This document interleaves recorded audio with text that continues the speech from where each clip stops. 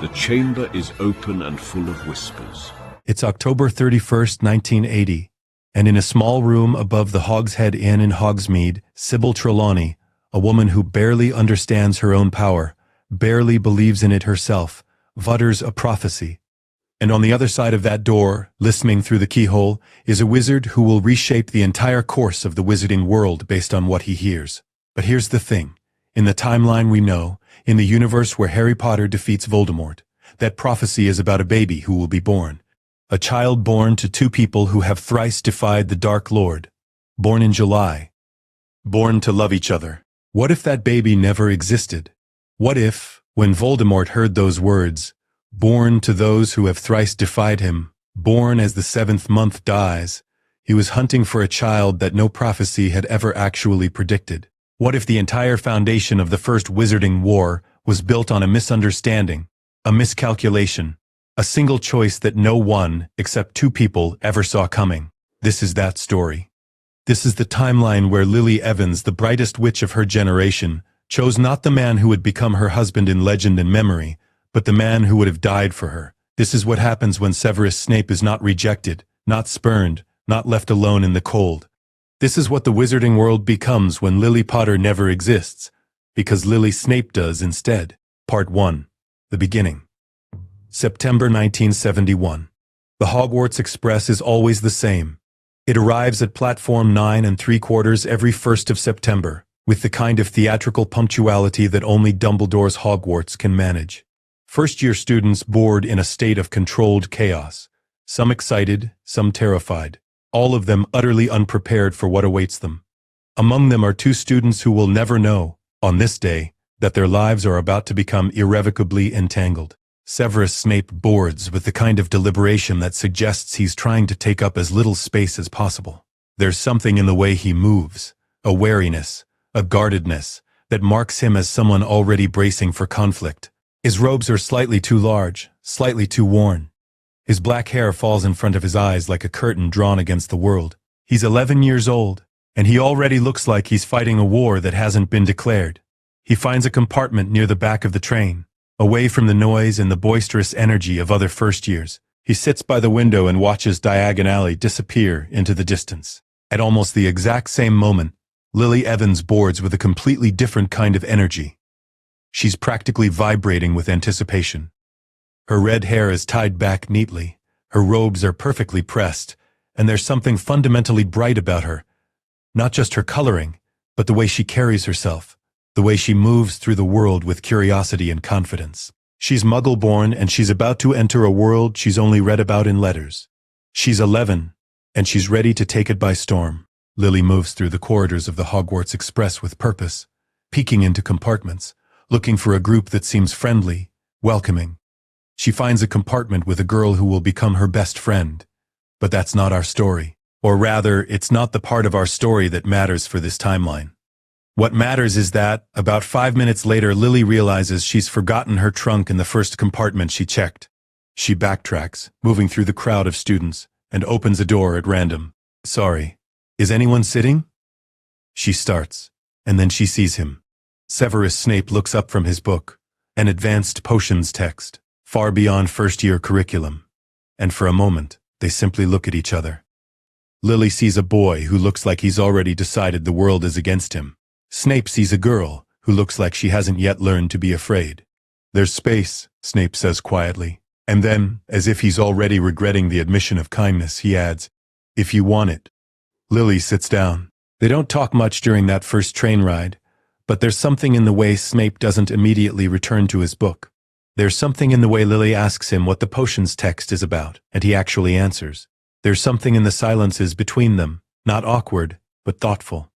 Like they're both trying to figure out the same puzzle. By the time the train arrives at Hogsmeade Station, neither of them is quite sure what just happened, but something has shifted just slightly, in both their internal universes.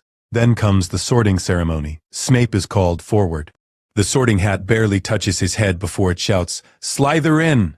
And the snake's table erupts. It's exactly where everyone expected him to go. There's something about Snape that screams Slytherin from the first moment you see him. Then Lily is called. She walks to the stool, and the sorting hat deliberates for longer than most. This surprises exactly no one who knows anything about how sorting works. Lily is clever, brilliantly so. And Slytherin would have welcomed her. But there's something else in her too. Courage, a fundamental refusal to be diminished. And finally, the hat makes its choice. Gryffindor! She walks to the Gryffindor table, and as she sits down, she glances back across the great hall. Snape is watching her. And when their eyes meet, he looks away almost immediately. But not before Lily sees something in his expression that she'll spend years trying to understand. Not friendliness exactly, but recognition. The years between. A montage of connection. The thing about Hogwarts is that it is, despite its size and its separation of houses, still a fundamentally small world. The library is the great equalizer, and it is in the library where Snape and Lily begin to develop a friendship that exists almost entirely outside the social structures that govern Hogwarts life. In first year, it's innocent. Lily, eager to learn, ventures into the restricted section under supervision and discovers that Snape, a Slytherin, a first year, technically forbidden to be there, has checked out nearly every advanced potions text available. She's impressed. He hesitantly explains the theory. She asks follow-up questions. He answers more readily. By second year, they have an understanding. They meet in the library after classes. Not always together, but often enough that it becomes habit. Snape teaches Lily about potions. Lily teaches Snape about the theoretical magic that underlies potion work. They're both alone in their respective houses. Snape ostracized by some, idolized by others, but never quite trusted. Lily brilliant but often isolated by the simple fact of being Muggle-born. Third year brings the first moment where it becomes something more than friendship, though neither of them names it as such. Lily is researching counter curses for a defense against the dark arts assignment when a group of older Slytherin students, including a young Lucius Malfoy, corner her in the restricted section. They're not violent, not quite, but they're threatening. They're taunting her about her blood status, testing the waters to see if she'll break. Snape finds them there by accident, or not by accident. Perhaps some part of him always knows where Lily is. He doesn't fight them. He's outnumbered. But his presence alone is enough. There's something in the way Malfoy looks at him, something that suggests that even now, at age 13, Snape is connected to something darker, something more powerful than teenage bullying. The students disperse. Malfoy leaves with a pointed comment about blood traitors, directed, it seems, at Snape. After they're gone, Lily thanks him. Snape tells her to stop coming to the restricted section alone. Lily asks why he cares. Snape doesn't answer. Fourth year is when things begin to shift more noticeably. Though to outside observers, nothing has changed. Snape and Lily are still students in different houses who occasionally study together, but the glances are longer, the conversations are deeper. There's an undercurrent of something unspoken. In the summer of 1975, after their fourth-year exams, James Potter decides to make his move. James has been watching Lily for years. He's clever, athletically gifted, and wealthy, a pureblood from an old family that fought against Voldemort. By fourth year, he's convinced himself that persistence equals romance. He intercepts Lily near the lake one afternoon in late June, after the other students have dispersed. "Lily," he says, and there's a confidence in his voice that borders on assumption. "I wanted to ask you something." Lily, who has seen this coming, braces herself. "Would you marry me?" James asks. "I mean, eventually?" "After Hogwarts, when we're older." It's the casual certainty of his tone that catches Lily off guard more than the question itself.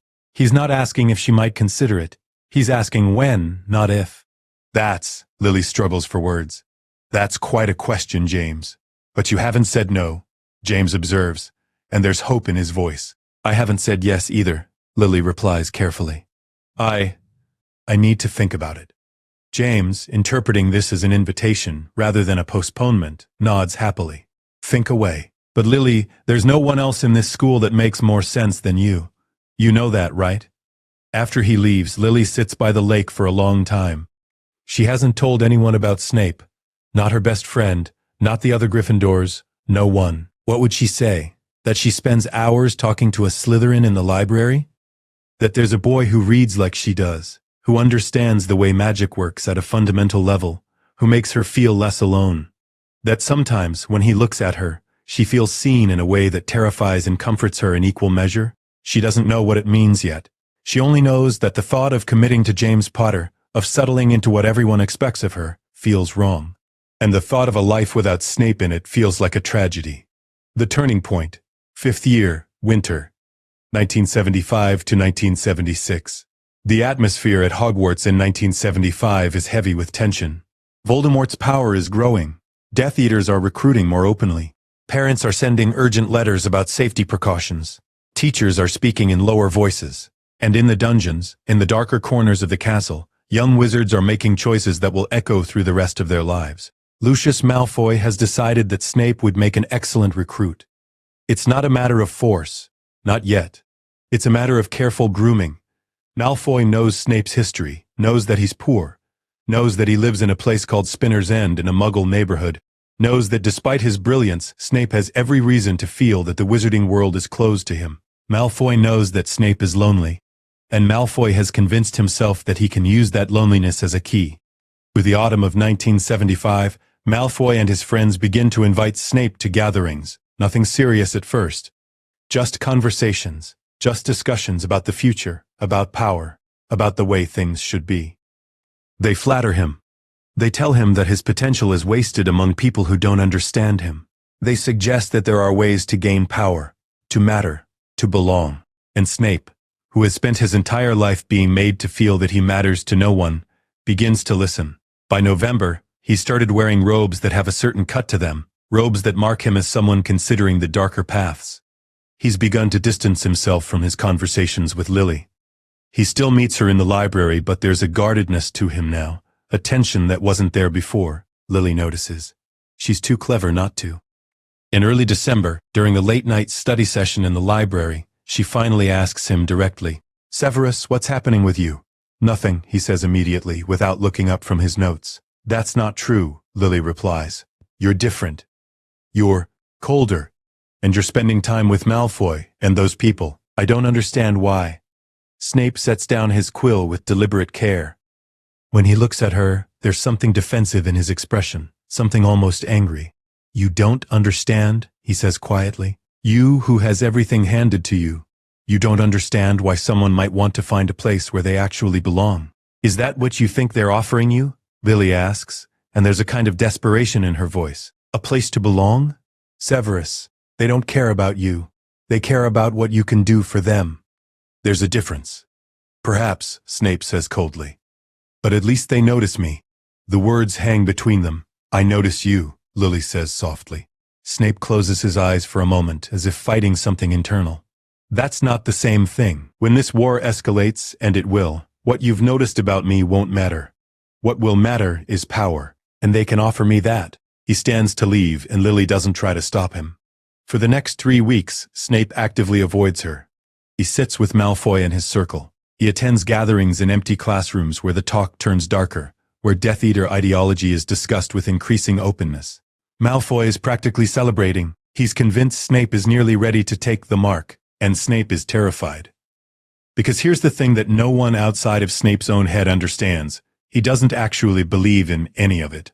He's not a convinced Death Eater ideologue. He's a lonely boy trying to find a place to belong, and he's made the mistake of believing that Malfoy's offers of power and recognition are genuine. But every time he sits in those circles, he thinks of Lily. He thinks of her asking him what he's doing. He thinks of her saying, "I notice you," and it eats at him. Then comes the incident that will change everything. It's the 3rd week of December, just before the Christmas holidays. A group of 7th-year students have gathered in one of the dungeons. Malfoy, Evan Rosier, Wilkes, and Snape, along with a few others. They're discussing recruitment, discussing who in their year shows promise, discussing power structures, and the conversation turns inevitably to Lily Evans. "She's clever," Malfoy says dismissively. "Muggle-born, though. Can't imagine why we're even having this conversation." "Probably has connections," Rosier suggests. "Might be useful." And then Malfoy looks at Snape. "What do you think, Severus? Your friend the Mudblood, would she be useful to us?" "It's a test." Snape knows it's a test. The use of the word, the directness of the challenge, Malfoy is waiting to see what Snape will do. Will he defend her? Will he join in the mockery? Will he prove where his loyalties actually lie? And Snape, in a moment of cowardice that will haunt him for years, does the worst possible thing. He laughs. "She's just a mudblood," he says. and the words sound wrong in his own mouth like they belong to someone else. Clever, but fundamentally insignificant. Malfoy smiles like he's won something. But Snape doesn't smile. He watches the other students laugh, and he feels something breaking inside him. This isn't who he wants to be. This isn't the person he wants to become. He spent the last months telling himself that he needs to find power, needs to find belonging. But now, in this moment, saying those words about Lily, he understands that it's not belonging he's found. It's just another form of loneliness. It's just the loneliness of becoming someone you don't recognize. The gathering breaks up. Students drift back to their common rooms. Snape sits alone in the dungeon for nearly an hour, simply staring at the stone walls. He knows, with absolute certainty, that Lily will hear about this.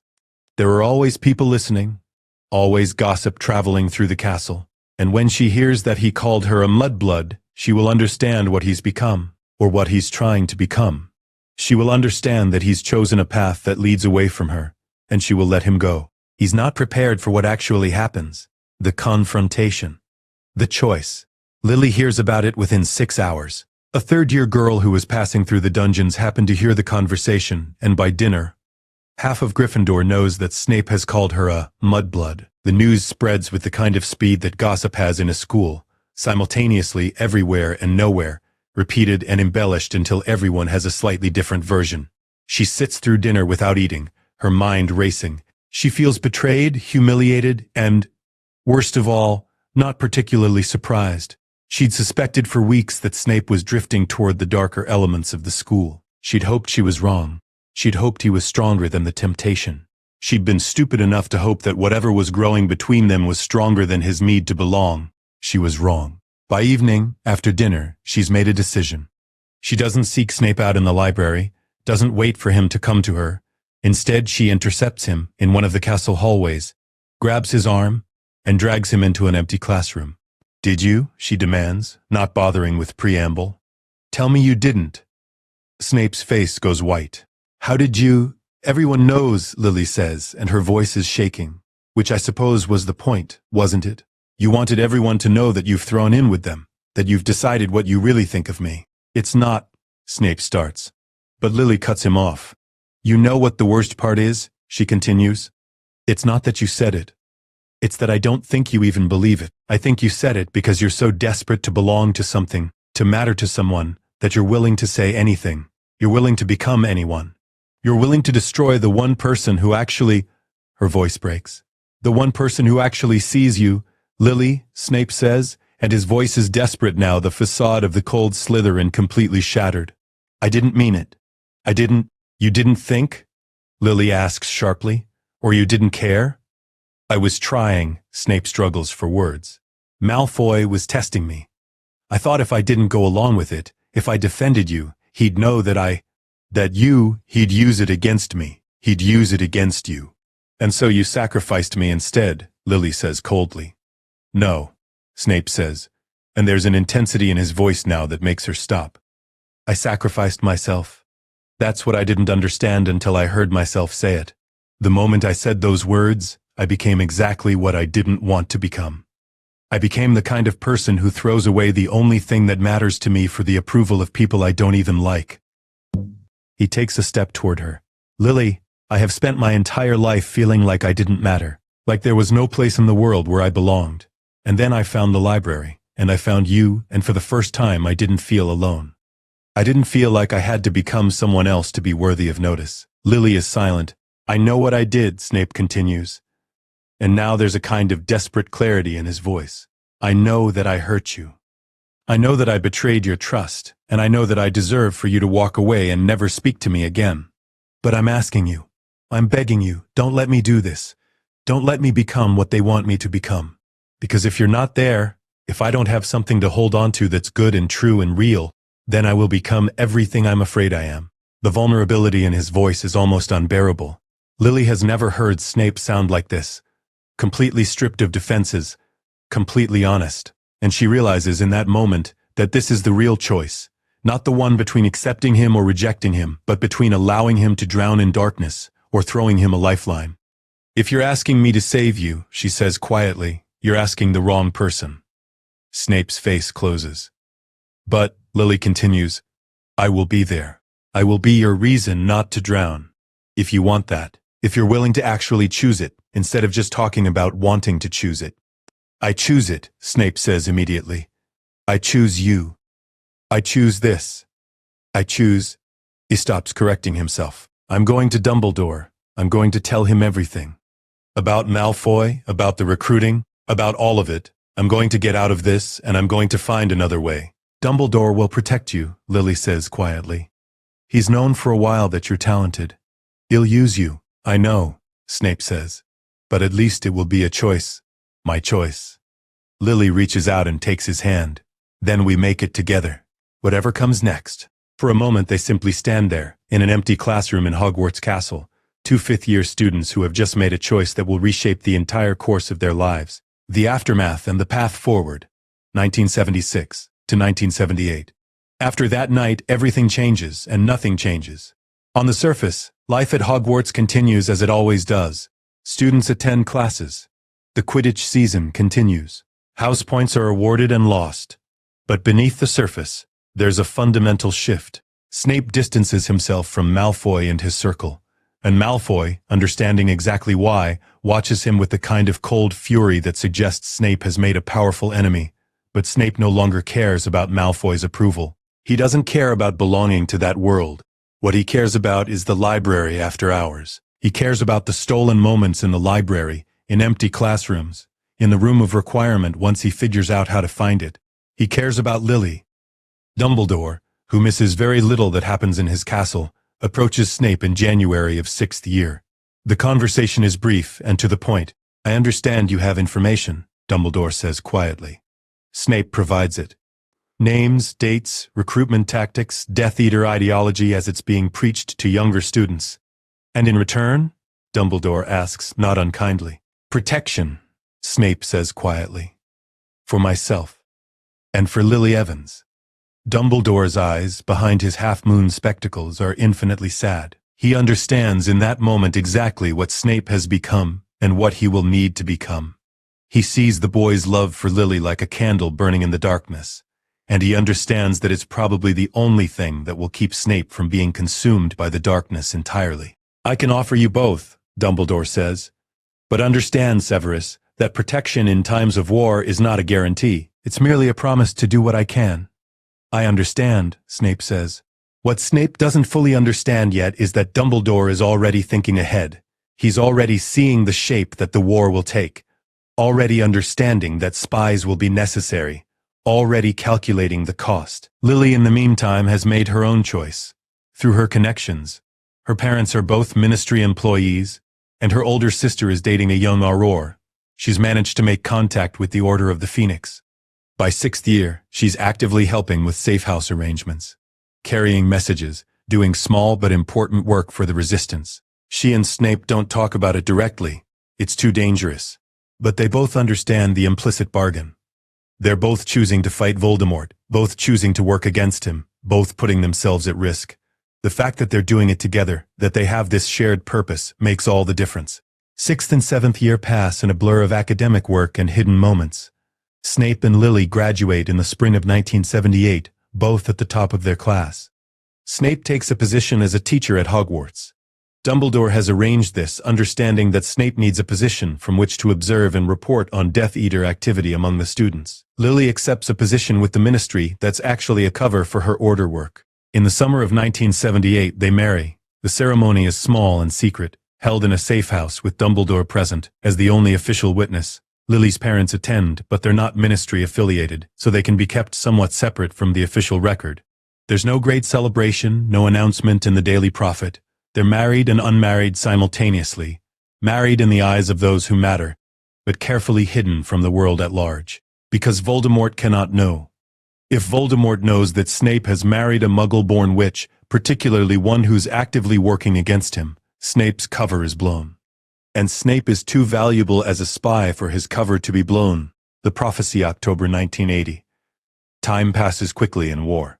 By 1980, Lily is pregnant. She and Snape have established a quiet residence near Hogsmeade, close enough to Hogwarts that Snape can maintain his teaching position, far enough away that they have some semblance of privacy. In August of 1980, their daughter is born. They name her Rose, a private joke between them, a reference to the willow tree where Snape first truly understood what love was. Snape, meanwhile, has become one of Dumbledore's most valuable spies. He's somehow managed to maintain the illusion that he's still considering joining the Death Eaters, while actually feeding Dumbledore increasingly detailed intelligence about Voldemort's movements, his plans, his paranoia. It's a dangerous game. Snape is constantly afraid that his double life will be discovered, that Voldemort will realize that every piece of information he's gathered about Dumbledore's activities has somehow gotten back to the Order. But so far, he's survived. Then, in October of 1980, everything changes. Dumbledore comes to Snape with new information. A prophecy has been made. The exact nature of the prophecy is complex and multi-layered, but the essential point is clear. Somewhere, a child has been born, or is about to be born, to parents who have thrice defied Voldemort. Born in July, who may have the power to vanquish Voldemort. There are two possibilities, Dumbledore tells Snape quietly, in a room that they've ensured is warded against eavesdropping. James Potter and Lily Potter, if they have married and Lily has become pregnant. Or Neville Longbottom and his parents. They also fit the criteria. Snape's blood goes cold. Voldemort will have heard a version of this prophecy, Dumbledore continues. Or at least, the Death Eater who heard it will have reported it to him. He will be hunting for this child. And Severus, I need you to understand what this means. It means he'll be looking for Lily, Snape says quietly. It means he'll be looking for a child born to Lily Potter, by James Potter, in July of 1980. Dumbledore corrects gently. You and Lily were married in secret. No record of this exists in any place Voldemort has access to. To Voldemort, Lily is still a single woman. To Voldemort, any child she has is a bastard, or adopted, or non-existent. Rose, Snape breathes. Rose is your daughter with your wife, Dumbledore says carefully. Voldemort does not know your wife exists. He does not know you are married. And because of this he does not know that Rose exists. As far as Voldemort is concerned, the prophecy is still about someone else's child, someone else's baby born in July. He might target Lily anyway, Snape says. If he realizes she's working for the Order, he might, Dumbledore agrees. But if he does, it won't be because of the prophecy, and you will be in a position to protect her. Snape understands what Dumbledore is saying. The prophecy that was supposed to be about James and Lily's child doesn't exist in this timeline, but Voldemort doesn't know that. Voldemort will be hunting for a baby that was never born, will waste time and resources searching for a child that exists only in his own fears and misunderstandings. And in the chaos of that hunting, in the confusion of a prophecy that makes no sense, the real war will be fought. It's a strange kind of advantage, built entirely on a secret, but it's an advantage nonetheless. The confusion begins. October 1980 to July 1981. The months following the prophecy are strange ones in the wizarding world. There's a heightened sense of anticipation, of waiting, of something fundamental about to shift. Voldemort's followers are energized by the revelation that a child who might be their master's downfall has been born, or will be born soon.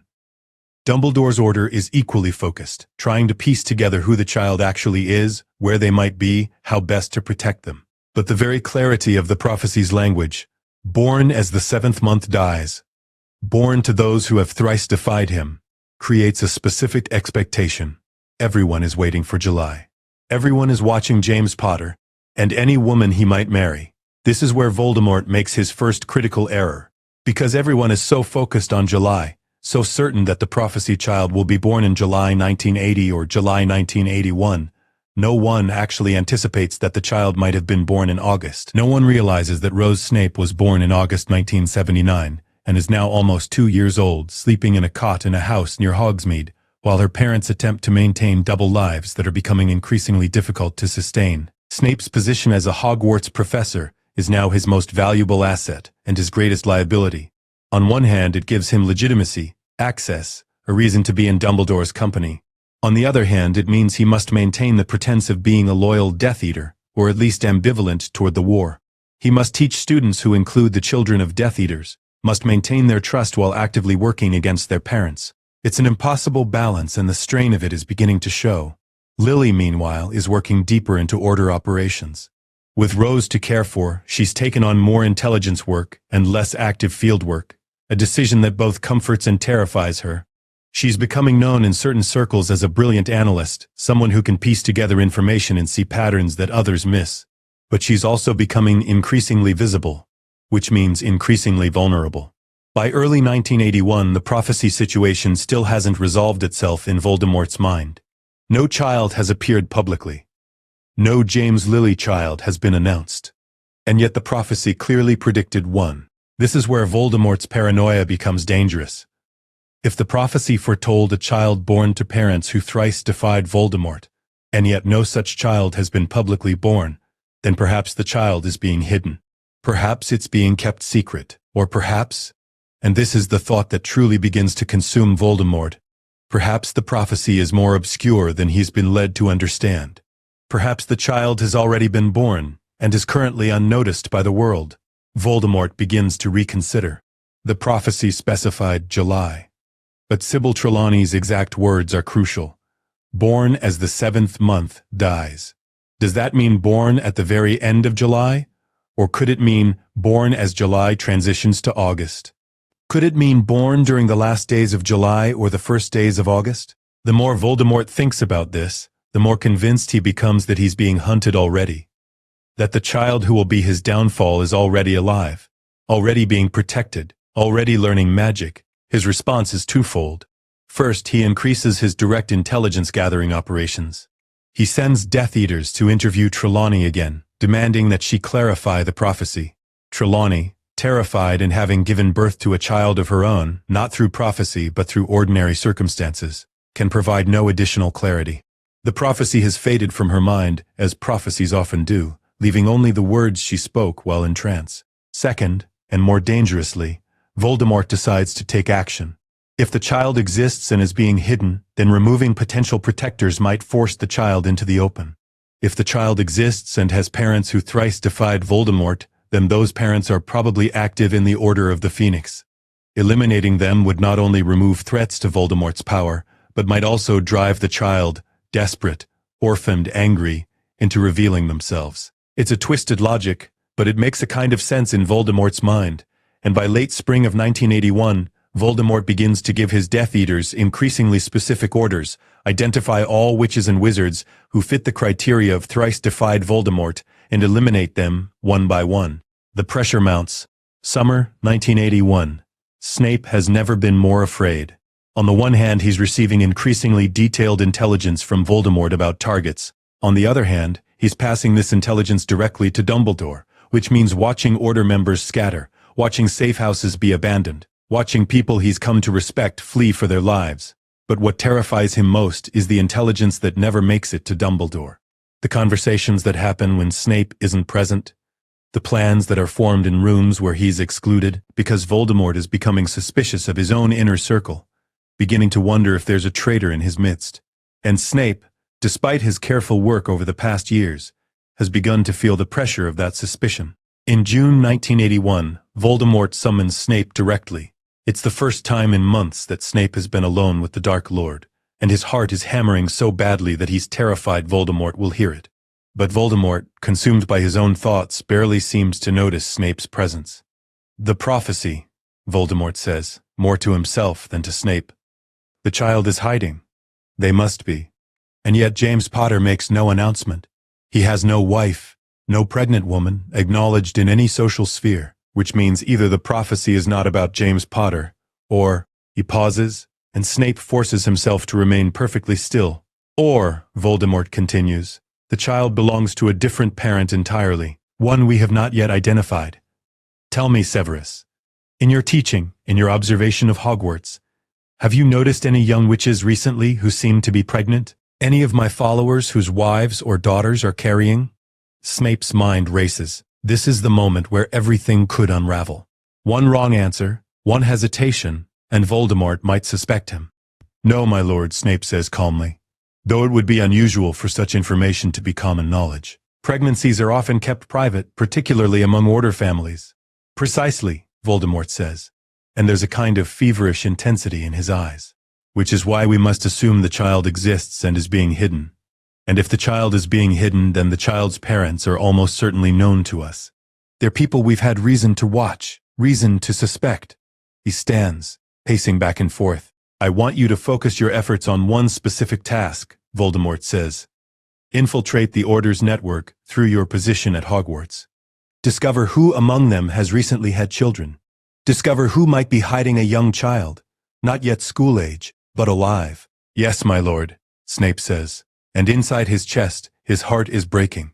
Because he knows, with absolute certainty, that Voldemort will eventually discover Rose. There's no way to keep a child hidden forever, particularly not a child with red hair and her mother's brilliant eyes and her father's sharp features, distinctively the child of two specific people. It's only a matter of time. Snape leaves Voldemort's presence and immediately sends a Patronus to Dumbledore. The message is brief. The child must be moved. By the next day, Dumbledore has made arrangements. Rose is moved to a safe house in Scotland, with a trusted Order family who will care for her while Snape and Lily maintain their cover. It breaks both of their hearts. Snape has barely had time to know his daughter, and Lily must give up the daily work of being a mother. But the alternative is worse. The alternative is Voldemort discovering Rose and using her as a lever to force Snape to betray Dumbledore, or worse, as a hostage to hold over Snape's head. Lily goes with Rose to the Scottish safe house. She tells the Order that she's been reassigned, that she'll be continuing her work remotely. But what she's really doing is being a mother to her daughter, for what might be the last time before Voldemort either wins or falls. The misalleging July approaches. Something strange happens in the wizarding world. The tension which has been building for months begins to shift. Voldemort has clearly been expecting something to occur in July, some manifestation of the prophecy, some emergence of the child he believes exists. But July passes, and nothing happens. No child is revealed. No sudden shift in the balance of power. James Potter remains single and childless. No other parents of three-time defiers announce pregnancies or births. For those in Dumbledore's circle, July passing without incident is a relief, but for Voldemort, it's something else entirely. It's a confirmation of his growing suspicion. The child already exists and is being hidden.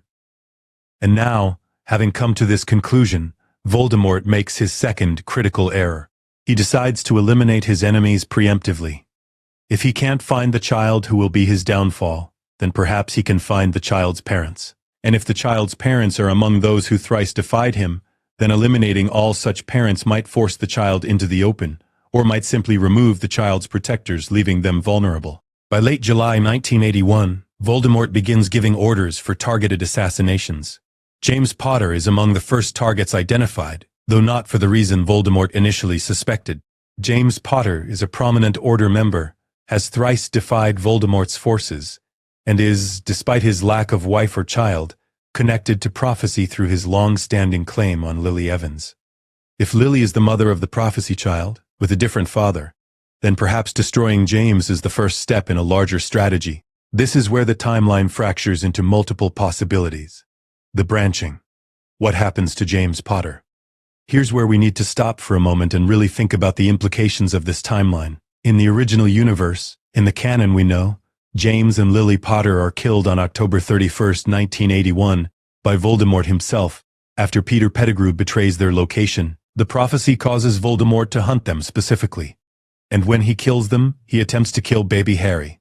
And that's when the prophecy's power, the power of Lily's sacrificial love, protects Harry and destroys Voldemort. But in this timeline there is no James Lily child. There is no prophecy that directly targets James and Lily, because Voldemort still believes the child belongs to someone else. So what happens to James? Possibility 1. James dies earlier, to a different Death Eater. If Voldemort is ordering targeted assassinations of those who thrice defied him, James might be killed by Voldemort's forces at any point in summer 1981. He might be killed in a raid on an Order safe house. He might be killed in a direct confrontation with Death Eaters. He might be killed at home, or while traveling, or in any number of ways. In this possibility, James dies alone, or with other Order members, but not as a result of a specific prophecy. He dies as a casualty of war. Tragic, but not the pivotal moment that his death is in canon. Possibility 2. James survives longer. Alternatively, James might survive the war. With no prophecy specifically targeting him and Lily as a couple, with no clear reason for Voldemort to prioritize him above all other Order members, James might actually make it through 1981 alive. He might survive the war, become a member of the post-war government, have a different life entirely. Possibility 3. James is captured and interrogated. Or James might be captured by Voldemort's forces, interrogated about the prophecy child, tortured for information about where the child might be kept. In this scenario, James would know nothing useful, because he's not connected to the prophecy child. But Voldemort wouldn't believe him. James would die under interrogation, and his death would provide no information that helps Voldemort. Our choice for this timeline, we're going to follow possibility 1, with a twist. James will be killed by Voldemort's forces in late August 1981, not specifically because of the prophecy, but because he's an active Order member who's made himself visible. But his death will happen in a way that's separate from Lily, and it will have different consequences than his canonical death. James Potter's last stand? August 1981. In the first week of August 1981, James is at an Order safe house in Godwin's Hollow, the village where he and his parents have a family home. He's been meeting with other Order members about a possible direct action against a Death Eater recruitment center. He's been in high spirits, energized by the possibility of striking back against Voldemort's forces. He doesn't know that the safe house has been compromised. Lucius Malfoy has learned of the meeting location through one of his intelligence networks. Voldemort has given clear orders: identify and eliminate prominent Order members. Malfoy sees an opportunity to gain favor with the Dark Lord by eliminating James Potter in a direct assault. The attack comes at dawn. Malfoy leads a team of 6 Death Eaters against the safe house. The Order members inside are caught off guard. They've let their vigilance slip slightly, believing the safe house to be secure. James Potter fights with everything he has. He's a brilliant wizard, a powerful duelist, and he has a lifetime of magical training. But he's also alone. Most of the other Order members escape through a pre-arranged portkey, facing 6 Death Eaters at once. It's not a fair fight. He dies the way he lived, fighting, defiant, refusing to yield. Malfoy's killing curse finds him at sunrise, as light is beginning to break through the windows of the safe house. James falls, and his body is left in the wreckage of the house. By the time Order members return to secure the location, James is already dead. And more importantly, to anyone looking at the body, it's clear that James died as a soldier in a war, not as the victim of a prophecy, not as the father of a mystical child. He died as himself, not as a plot point in a larger story. Snape hears about James's death within hours. It comes through the Death Eater networks, reported as a victory. Lucius is already bragging about how he took down one of Dumbledore's most valued lieutenants. Snape's first emotion is not sadness, it's relief. And that realization shames him. He's relieved that James is dead, that James will never marry Lily, that there's no possibility now of James ever learning that Snape and Lily are together. And then, following quickly on that relief, comes guilt. He sends word to Dumbledore: Potter is dead, safe house at Godwin's Hollow compromised. Casualties minimal, most Order members escaped. And then, unable to stop himself, is Lily safe?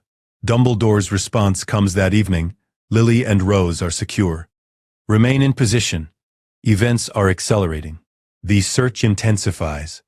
August to September 1981. With James dead and the prophecy child still undiscovered, Voldemort's frustration grows. He's eliminated one of Dumbledore's key lieutenants, but it hasn't brought him any closer to finding the child. So he does what cornered predators do. He escalates. By mid-August, Voldemort has given explicit orders for Death Eaters to identify and capture any young children born to Order members, born to those who thrice defied him. If the prophecy child cannot be found, then perhaps the child can be flushed out by threatening others.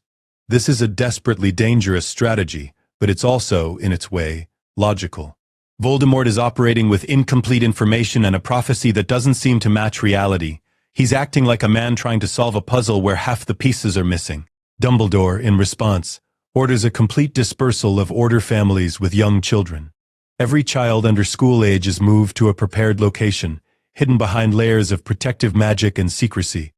The locations are kept even from most Order members, known only to Dumbledore and a few trusted lieutenants. Rose, in her safe house in Scotland, is moved again, this time to a location that's so thoroughly warded against magical detection that even if someone knew where to start looking, they wouldn't be able to find her. Snape doesn't know where Rose is anymore.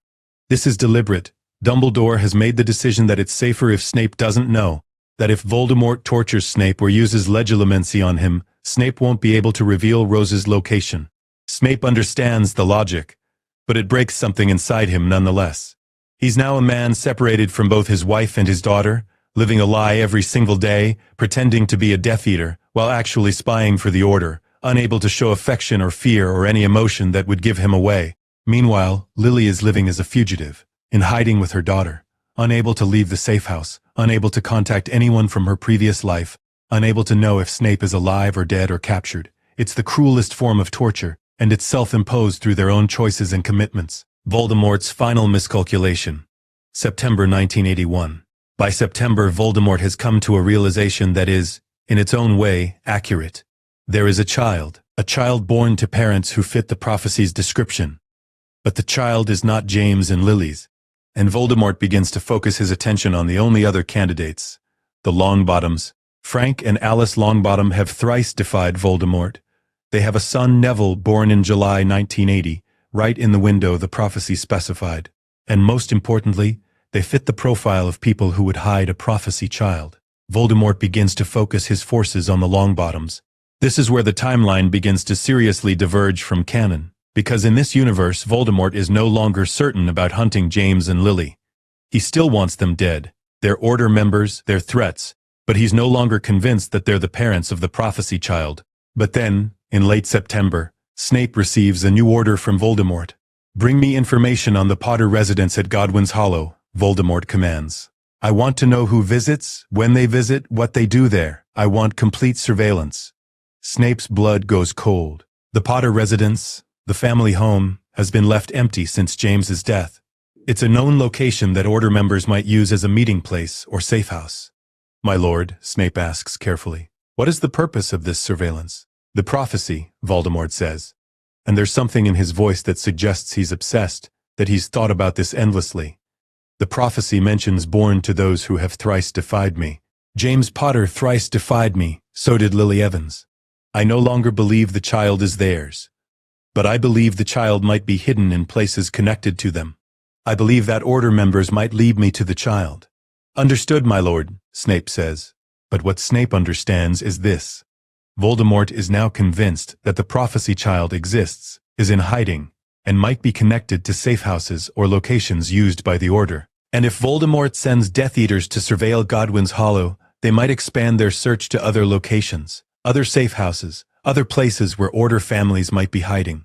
Snape sends an urgent message to Dumbledore. "Dark Lord searching for prophecy child. Expanding operations to known Order locations. Recommend immediate evacuation of all safe houses." Dumbledore's response is immediate.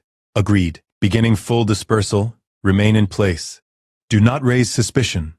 And then, after a pause, "Severus, understand this. What is coming may be the final confrontation. Prepare yourself." The calm before the storm. Late September 1981. For 2 weeks, there's an eerie silence. Snape continues to teach at Hogwarts. He responds to his students' questions about advanced potions. He grades essays. He maintains the facade of being a professor, who is vaguely interested in Order activities but not directly involved. But underneath, everything is tense. Voldemort's Death Eaters are conducting raids on suspected Order locations. Some of these raids result in casualties. Some result in empty safe houses. A few result in Order members being captured and interrogated. But none of them result in finding the prophecy child, because the prophecy child doesn't exist in the way Voldemort believes. The Longbottoms come under direct threat. Voldemort becomes convinced that Neville might be the child. Frank and Alice Longbottom are captured, tortured, and eventually their minds are shattered beyond recovery. They're left alive but broken, committed to St. Mungo's Hospital for Magical Maladies and Injuries. Neville, however, survives. He's taken in by his grandmother. And still, Voldemort doesn't have the prophecy child. By late September, Voldemort is practically frantic. The prophecy has consumed him. He's convinced that somewhere, hidden away, is a child who will be his downfall. And he's also convinced that if he can find that child before they come of age, before they reach Hogwarts, before they begin their magical training, he can eliminate them. So he makes his final decision. He decides to strike directly at those he knows have thrice defied him. He decides that if he can't find the prophecy child by searching, he'll force the child to reveal itself by threatening the most valuable people in the Order. His targets are specific and deliberate. 1. Dumbledore. Already protected by layers of magic and too powerful to be easily killed, but worth trying. 2. Lily Evans, now Potter in name only, but Voldemort doesn't know about her marriage to Snape. She's thrice defied him, she's brilliant, and she's connected to James Potter. If she's hidden the prophecy child, threatening her might force her to act. 3. Sirius Black, a long-standing opponent, a powerful wizard, thrice defied Voldemort. And perhaps more importantly, someone who might know where the prophecy child is hidden. And so, in the last days of September 1981, Voldemort begins the operation that will define everything that comes next. He orders Death Eaters to begin preparing for specific assassinations. He tells his followers, "Find Lily Evans. Find Sirius Black. Find any Order member who has thrice defied me, and take them. Alive if possible, dead if necessary, but find them." And he makes a decision that will echo through the rest of this timeline. He decides to personally hunt Lily Evans, because if anyone knows where the prophecy child is hidden, if anyone is protecting a child that will be his downfall, Voldemort is certain it will be Lily. Snape's crisis. Late September 1981. Snape learns about Voldemort's hunt for Lily in the most ordinary of circumstances, which is the way the most devastating information always arrives. He's walking through the corridor near the dungeons on a Thursday evening, carrying a stack of essays that need marking, when he hears two voices coming from a classroom that should be empty. The voices belong to Lucius Malfoy and Antonin Dolohov, both of whom have children at Hogwarts and use the castle's empty classrooms for clandestine Death Eater meetings. Snape stops, unable to help himself, and listens. "The Dark Lord has become obsessed," Malfoy is saying, his voice carrying that particular tone of amused contempt he reserves for describing Voldemort's moods. He's convinced that Lily Evans holds the key to finding the prophecy child. He believes she's hidden it, protected it, that she knows exactly where it is. "She's a mudblood researcher," Dolohov replies. "Hardly impressive enough to warrant personal attention from the Dark Lord. Which is why he's going to hunt her personally. He's decided that if she won't reveal the child's location through interrogation, then perhaps she'll reveal it through desperation. He means to give her a choice. Surrender the child, or watch everyone she cares about die." The essays slip from his fingers, scattering across the stone floor with a sound like thunder in his own ears. He continues walking, forcing himself to move at normal pace, forcing himself not to run, but inside his chest something is shattering. For months, years even, he's maintained the fiction that his spy work is separate from his personal life, that his love for Lily can coexist with his role as Voldemort's trusted lieutenant. He's told himself that as long as he provides information, as long as he maintains his cover, Dumbledore will protect Lily. But Voldemort doesn't work that way. Voldemort doesn't negotiate with protection. Voldemort doesn't compromise. If Voldemort has decided that Lily is important enough to hunt personally, then Lily is in danger in a way that no amount of careful spy work can mitigate. That night, Snape doesn't sleep. He sits in his quarters in the dungeons, surrounded by candles, thinking about his daughter. Rose would be nearly 2 years old now. She would have learned to walk. She would have a personality, preferences, favorite foods, favorite people. She would recognize her mother's voice and reach for her when she was frightened. She would have learned to laugh. And Snape knows nothing about her. Dumbledore has kept Rose's location secret from him deliberately, has explained that it's safer if he doesn't know, that Voldemort's legilimency can't extract information he doesn't possess. Snape understands the logic. He hates it with an intensity that borders on madness. He doesn't know if his daughter has red hair or black hair. He doesn't know if she has Lily's bright green eyes or his darker ones. He doesn't know if she's precocious or slow to develop. He doesn't know anything except that her existence has made his entire life simultaneously more bearable and more unbearable than it ever was before. And now Voldemort is hunting for her mother. By dawn, Snape has made a decision. If Voldemort won't be stopped through espionage, then espionage will have to change. He will do whatever it takes. Break his cover if necessary. Abandon his double life. Fight openly if that's what it takes. But he won't allow Lily to die because he was too committed to a role. The first test early October 1984. 3 days after overhearing the Death Eaters, Snape receives a summons. It arrives not as an Owlpost letter but as a dark mark burning on his left arm. A signal that can mean only one thing. Snape uses a portkey to arrive at a house in London, one of many Death Eater safe houses scattered throughout the country, each one protected by wards that would take a skilled wizard hours to penetrate. This one is in a quiet Muggle neighborhood, Nothing marks it as significant except the obsidian door and the serpent-shaped door knocker that hisses when he approaches. Inside, the house is oppressive.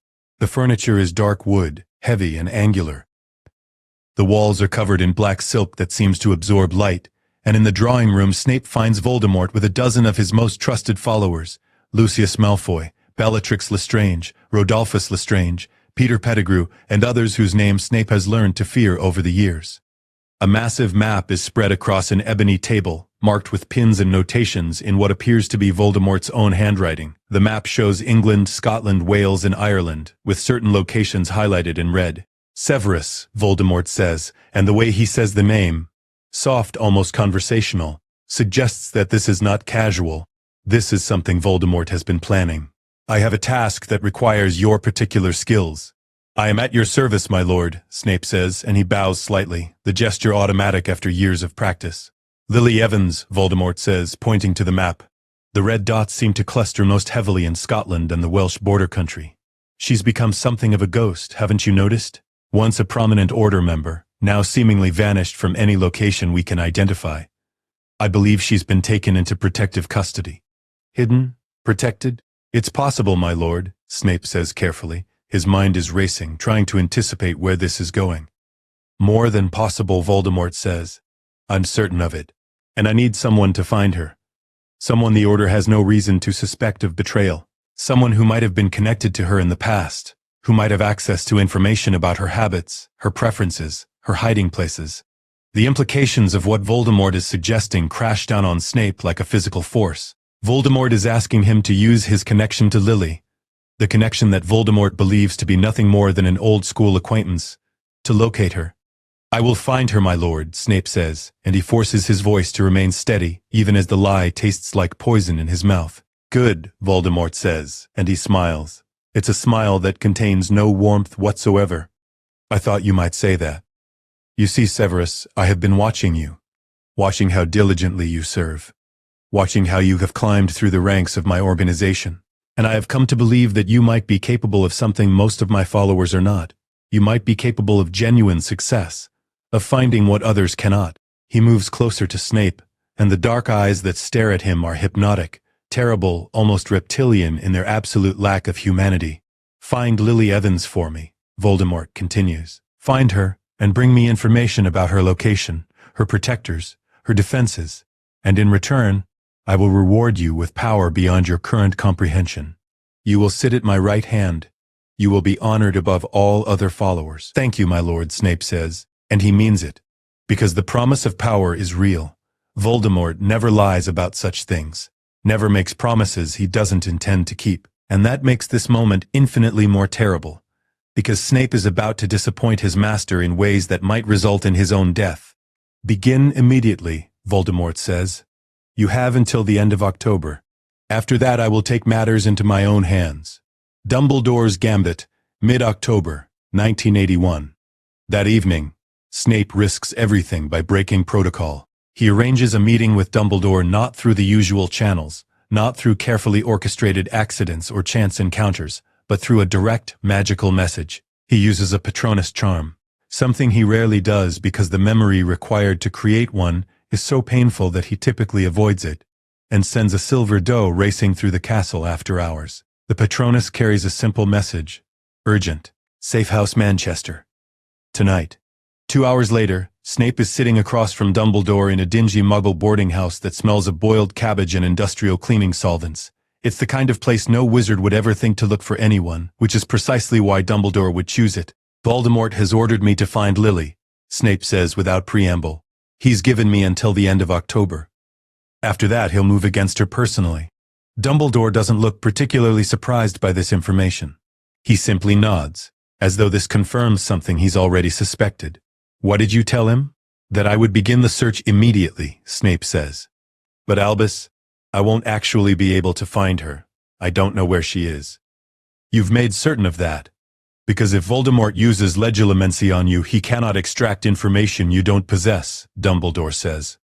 However, this presents us with a problem and an opportunity. Severus, sit down. There are things you need to understand about what's about to happen. Snape sits. Dumbledore reaches into his robes and withdraws a small glass vial containing silver mist. A memory. This is Sybil Trelawney's prophecy, preserved exactly as she gave it. In my years of study, I have come to understand prophecies in ways that few wizards ever do. The key to understanding any prophecy is understanding what it does not say.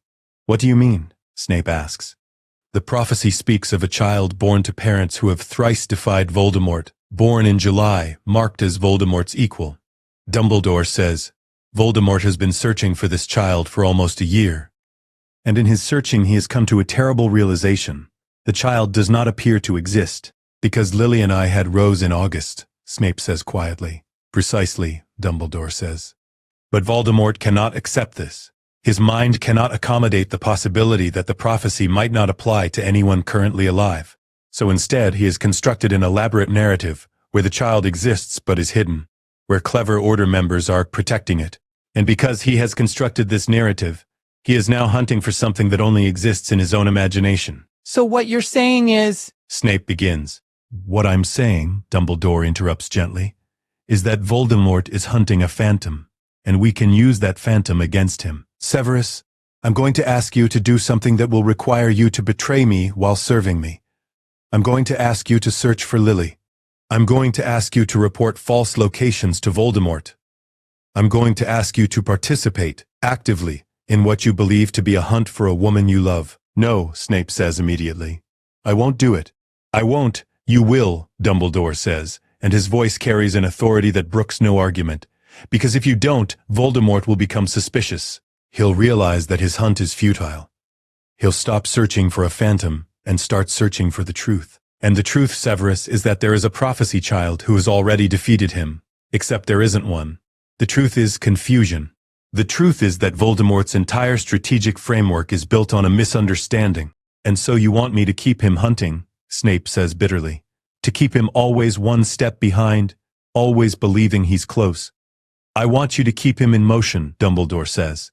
Because a Voldemort who is thinking clearly, who is analyzing his situation rationally, is far more dangerous than a Voldemort who is obsessed, frustrated, and about to make a critical mistake. I need him to move directly against Lily. I need him to make an open attack on an Order location. And I need you to be the instrument through which that attack is facilitated. You're going to let him find her, Snape says, understanding beginning to dawn. No, Dumbledore says. But I'm going to allow him to believe he's about to find her. That distinction is crucial. Severus, I cannot protect Lily from Voldemort if Voldemort doesn't know she exists. But if Voldemort moves against her openly, if he commits his resources to hunting her directly, then I can respond. Then I can set a trap. But the bait has to be real. The hunt has to feel real. And you have to be completely, genuinely, honestly participating in that hunt, even though you know it's false. The hunt begins. Mid to late October 1981. For the next 2 weeks, Snape lives a life that feels like drowning in slow motion. He travels to Scotland on Hogsmeade weekends, using his position as a Hogwarts professor to justify his absences. He searches through supposedly abandoned cottages and desolate houses, real locations where Order members have actually stayed at some point. Places where traces of magical activity might still linger. He finds these traces, examines them, and reports them to Voldemort with the careful precision of a scientist. This location has been occupied within the past 3 weeks, my lord, he reports. I found evidence of tea brewing, recent fires in the hearth, toys scattered in one of the bedrooms. A child has been kept here. The mention of the child is deliberately inflammatory. Snape knows exactly what buttons to push to keep Voldemort's attention focused on the hunt, to maintain the illusion that the prophecy child is within reach. Each false location Snape reports sends Death Eaters racing to the spot, searching frantically for Lily and whatever child Snape has led them to believe she's protecting. And each time they arrive, they find nothing but cold fireplaces and empty rooms, and the lingering magical traces of Order members who left days, sometimes weeks ago. Voldemort becomes increasingly convinced that Snape is on the verge of success. He praises him. He tells him he's becoming indispensable.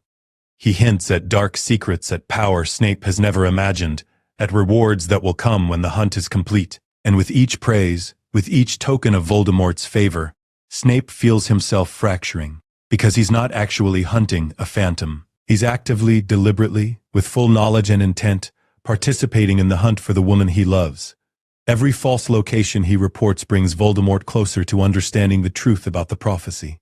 Every day that passes brings them closer to the end of October, the deadline Voldemort gave him. By mid-October, Snape has stopped eating properly.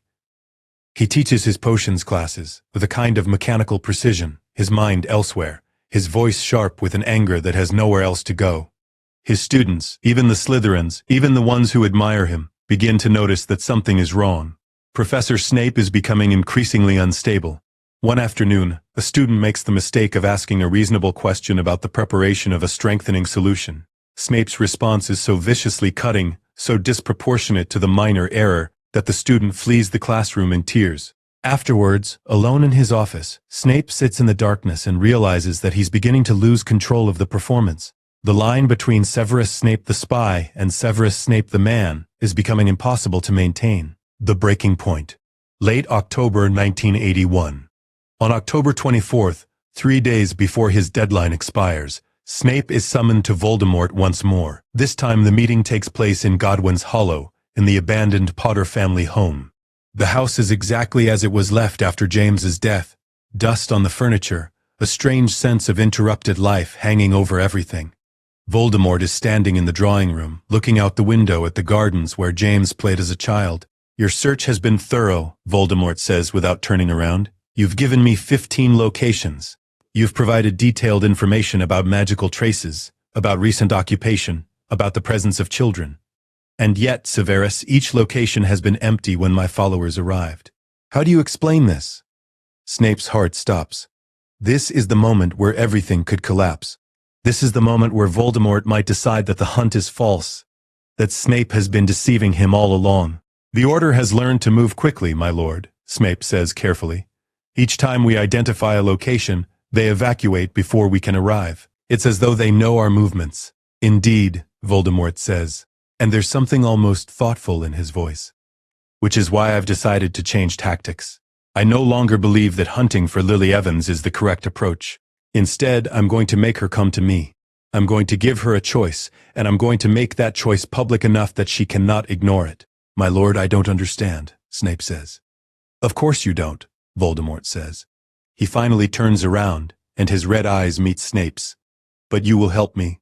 You will tell me everything you know about Lily Evans, her personality, her fears, her loves, her weaknesses, everything. And then you will help me set the stage for her grand appearance, the final preparation." October 29-31, 1981. On October 29th, Snape receives his final orders from Voldemort. "Come to Godwin's Hollow on October 31st at noon. Come alone. The trap for Lily is being set, and Voldemort wants Snape to be present for it." Snape understands what's about to happen. Voldemort is about to move directly. The hunt through false locations is over. Now begins the open conflict. That evening, Snape performs an action that should be impossible. He breaks through Dumbledore's protective wards using a combination of knowledge, desperation, and love. He finds Lily not through information, but through instinct, following threads of magical resonance that only someone who shares blood and intention with her could possibly trace. The cottage appears empty at first, but Snape knows where to look. He finds them in a small room at the back of the house, hidden behind charms so powerful that even his own magical signature should have triggered an alarm. Lily is sitting at a wooden table, checking a wand. Rose is beside her, playing with wooden blocks that have been painted with protective runes. "Severus?" Lily says, standing immediately. "What are you doing here?" Dumbledore said. "Voldemort is coming," Snape says. The words come out flat, final. "October 31st, this location. He's going to move against you directly." Lily goes very still. Rose looks up from her toys, sensing her mother's fear. "How does he know where we are?" Lily asks. "He doesn't," Snape says. "Not yet, but I've been leading him here. I've been conducting false searches for weeks, and with each false location, I've been narrowing the possibilities. It was a game, part of a larger strategy, but the strategy ends today. By tonight, Voldemort will have enough information to locate this place. Then we run," Lily says immediately. She moves toward Rose. "We pack what we can, and we run. We go to another safe house, another location. There is nowhere left to run," Snape says. "Voldemort has people everywhere. Every safe house is compromised, or will be soon, and if you run, he'll hunt you forever. He'll never stop. But if you stand and fight, I'm not a fighter, Lily says. Severus, I'm a researcher. I'm a theorist. I'm not trained for combat. I'm not— You're brilliant, Snape says. He moves closer to her, takes both her hands in his. You're the most brilliant person I've ever known. And you're fierce. You're capable of extraordinary things when you're backed into a corner. I know this about you because I've watched you do it. And I know that when faced with a choice between surrender and fighting, you will fight. Lily looks at him for a long moment. Then she nods. Take her, Lily says, gesturing to Rose. When the time comes, take her and run. Find a way out of the cottage. Don't look back. Don't come for me. You understand? I won't leave you, Snape says. You will, Lily says firmly. Because if you don't, then Rose loses both of us. If you do, then at least one of us survives. At least one of us might find her again later. Snape picks up his daughter, feeling her weight, her warmth, the reality of her existence in his arms for perhaps the last time. And he knows that Lily is right. The Arrival. October 31st, 1981. Midday. Voldemort arrives at Godwin's Hollow at precisely noon. He doesn't come alone, though. He arrives first. Behind him, visible only to those who know how to look, comes a contingent of his most trusted Death Eaters. They materialize from the apparition point near the village, like shadows given form, their dark robes moving with synchronized purpose. Lucius Malfoy is among them, his pale hair gleaming in the autumn sunlight. So is Bellatrix Lestrange, her eyes wild with the kind of manic energy that suggests violence is imminent. Peter Pettigrew is there too, looking nervous, as he always does in direct combat situations. Snape is waiting at the gates to the Potter estate, having arrived at 11 o'clock under the pretense of ensuring the location was properly prepared. His heart is hammering so hard he's certain Voldemort must hear it, but his face remains blank, professional, the perfect mask of a loyal servant. Severus, Voldemort says, and there's something almost affectionate in his voice. You've served me well. Your information has been invaluable. Today you will witness the next phase of our victory. Thank you, my lord, Snape says, and he bows slightly. Voldemort leads his followers into the Potter house. The interior is dim, dusty, covered in the accumulated debris of months of abandonment. The drawing room where Voldemort killed James Potter is now the stage for what he believes will be another triumph. He moves to the center of the room and raises his wand. Lily Evans, Voldemort calls out, and his voice echoes through the cottage with an unnatural resonance, amplified by magic so that it reaches far beyond the walls. I know you can hear me. I know you're listening. And I'm giving you a choice. Come to me now, surrender yourself and the child you're protecting, and I will allow your daughter to live. Refuse, and I will burn this entire village to the ground. I will kill everyone in it. Muggles, wizards, children, the elderly, it will make no difference. The fire will take them all. Snape's blood runs cold. This is not part of any plan. This is Voldemort acting on pure instinct, using the most obvious weapon available to him. Threats, terror, the absolute certainty that Lily will choose her principles over her life. But Voldemort has miscalculated. Because Lily isn't hiding in the village. She's not in any of the cottages that Snape identified. She's in the place where Voldemort is standing right now. The confrontation. The first exchange. The protective wards on the cottage activate all at once. Voldemort has no warning. One moment he's standing in the drawing room, his Death Eaters positioned around him, and the next moment the air ignites with magical power so intense that it forces all of them to their knees. The wards are not simple protection spells. They're complex, layered, designed by someone who understands not just defensive magic, but the principles of force multiplication and entropy manipulation. Dumbledore's work. Snape recognizes it immediately. Lily appears in the doorway, her wand raised, her face set with an intensity that Snape has never seen before. She looks like a completely different person, not the gentle researcher he married, but something harder, sharper, something dangerous. You made a mistake, Lily says, and her voice is steady, clear, cutting through the chaos of the collapsing wards. You assumed I was hiding because I was afraid. But I was hiding because I was preparing. Every location Severus led you to, every false trail you followed, that was me learning. That was me understanding how you think, how you hunt, how you respond. Impossible, Voldemort hisses. But there's something in his expression that suggests doubt. You're a mudblood researcher. You don't have the power. I have love, Lily says. I have a daughter I'm willing to fight for. I have a husband who's given me everything, who's risked everything. And I have Dumbledore's backing, which means I have resources that you can't even comprehend. She raises her wand, and the air itself begins to shimmer. Spells start flying, not at Voldemort directly, but at the structure of the wards that bind the Death Eaters. Malfoy tries to apparate away, but the anti-disapparition wards hold. Bellatrix throws herself at Lily, her wand blazing with curses, but Lily meets her curse for curse, spell for spell. Snape realizes, with a kind of awestruck clarity, that Lily is winning. She's not just defending herself. She's attacking with the precision of someone who has studied magic at a fundamental level, who understands not just how to cast spells but why they work, how to layer them, how to make them more efficient, more powerful. Every curse Lily throws is optimized. Every defensive spell is constructed to do multiple things at once. Voldemort watches this exchange for a moment, and then something shifts in his expression. Understanding begins to dawn. "There is no prophecy, child," he says quietly, "and it's not a question. It's a realization." "No," Lily agrees.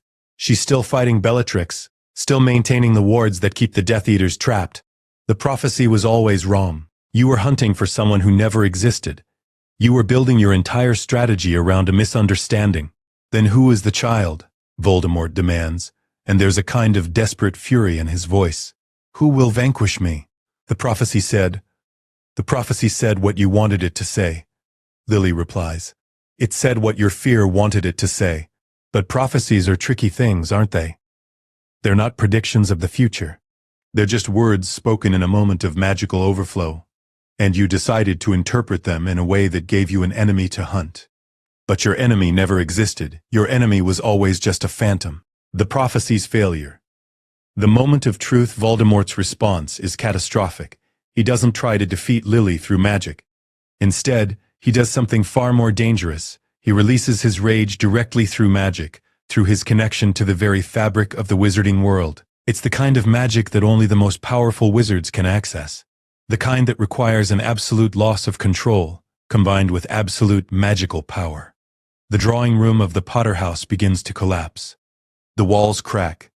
The ceiling fractures. Magical energy explodes outward, and for a moment, everything is chaos and fire, and the sound of the world breaking apart. Lily throws up a protective shield around herself and the doorway. Most of the Death Eaters are caught in the collapse. Not all of them dead, but injured, trapped, forced to apparate away or be crushed. Bellatrix escapes through a window, her robes singed, her face twisted in fury. Malfoy manages to grab Peter Pettigrew and pull him toward the exit. But Voldemort doesn't try to escape. Instead, he stands in the center of the collapsing room, his face a mask of absolute rage, and he turns toward Snape. Their eyes meet across the chaos. And in that moment, Snape sees something in Voldemort's expression that he's never seen before. Realization. Recognition. The understanding that he's been betrayed. "You knew," Voldemort says, his voice barely audible over the sound of destruction. "You knew all along. The woman, the child, you married her. You lied to me." "Yes," Snape says. "There's no point in lying anymore." "I did." Voldemort raises his wand, and Snape knows with absolute certainty that this is the moment where he dies. There's no escape, no clever counter-curse, no way out. He's known this was coming for months. He's accepted it. He's made peace with it. But then Lily does something unexpected. She breaks her shield and throws herself in front of Snape. A killing curse meant for him hits her instead.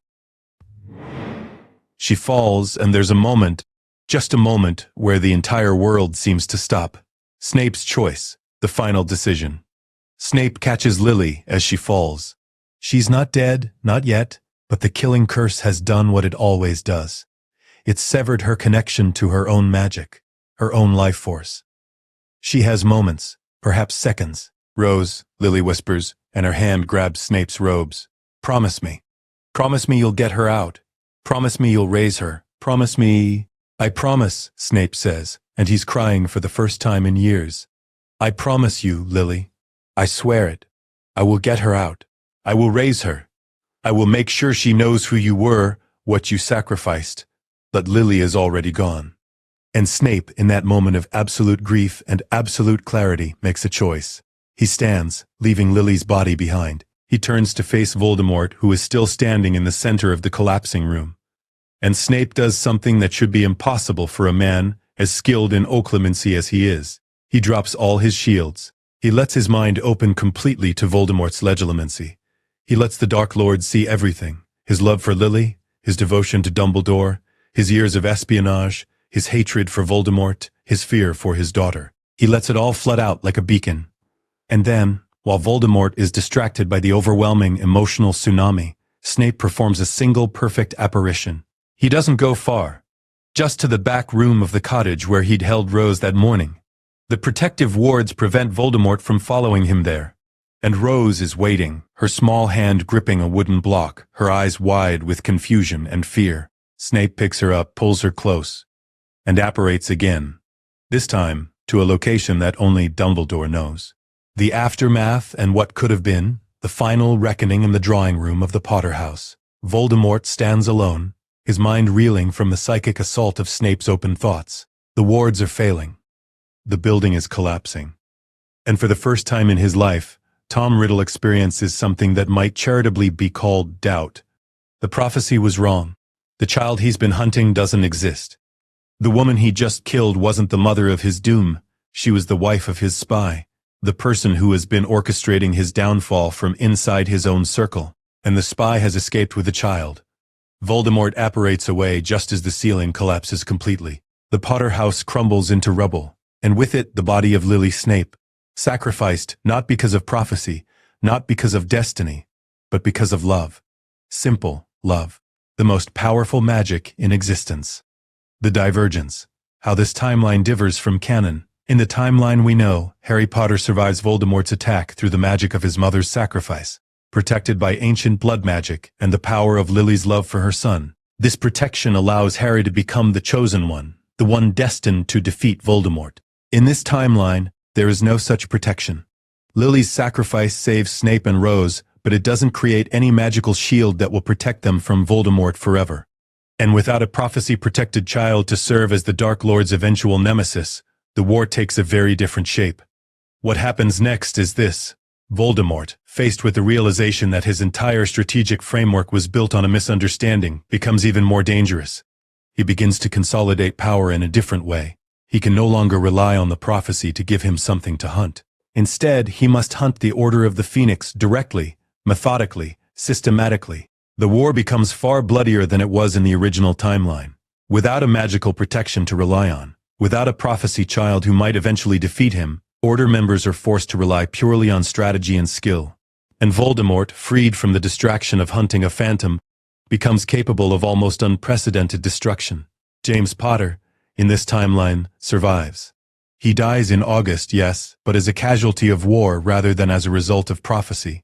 And his survival, or rather, his death, changes everything about how the Order functions in the final months of the war. Dumbledore becomes the primary target. The Order is forced to consolidate, to protect the headmaster at all costs, because if Voldemort defeats Dumbledore, there is no one left capable of matching him in direct magical combat. But here's the crucial thing. Dumbledore survives 1981. He survives because he's not facing a Voldemort distracted by hunting for a prophecy child. He's facing a Voldemort who is completely focused, completely committed, and completely calculating. And Dumbledore, in response, becomes equally focused. In late October 1981, just days after Lily's death, Dumbledore makes a decision. He calls together the senior members of the Order and proposes something radical. Instead of hiding, instead of running, the Order is going to take the war directly to Voldemort. It's a strategy that will cost lives. The war will continue for another year at least, perhaps 2. Order members will die. Some of them will be people we know and love. But eventually, through strategy and sacrifice, through the accumulation of small victories and the relentless pressure of a unified force, the Order will break Voldemort's power base. Voldemort will not fall to the power of prophecy. He will fall to the power of ordinary wizards and witches who refuse to surrender, who refuse to accept darkness, who choose to fight even when victory is not assured. Snape's second life. The epilogue. Snape raises Rose in secret.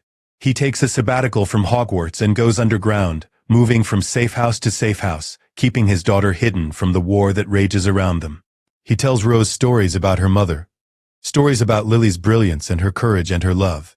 He tells Rose about the sacrifice Lily made. When Rose is old enough to understand, when she's perhaps 3 or 4 years old, Snape brings her to meet Dumbledore.